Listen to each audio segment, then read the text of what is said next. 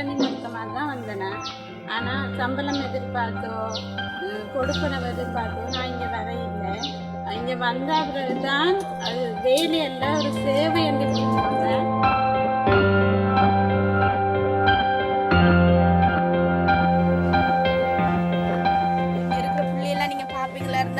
தொடக்கத்தில் பென்சில் பிடிச்சு எழுத தெரியாத பிள்ளைகள் இன்றைக்கு சாதாரண ஸ்கூலில் போய் படிக்கக்கூடிய டேலண்டில் இருக்குது. ஆனால் எங்களுடைய ஸ்கூல் சின்னனாக இருந்தாலும் எங்களால் முடிஞ்ச அளவுக்கு நாங்கள் ஏதோ ஒரு காரியத்தை அந்த பிள்ளைக்கு நாங்கள் கற்றுக் கொடுத்து கொண்டே இருக்கிறோம்.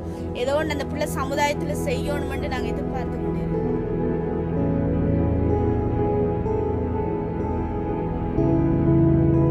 கிழமையில் ஒருக்கா போய் அந்த பிள்ளைகளை வீடுகளில் போய் நாங்கள் பயிற்சி கொடுத்து அந்த பிள்ளைகளுக்கு ஏதாவது நாங்கள் உதவிகள் செய்து விட்டு வர்றது. மற்ற பிள்ளைகளை நாங்கள் மற்ற பிள்ளைகளை ஸ்கூலில் நாங்கள் பராமரிக்கிறோம்.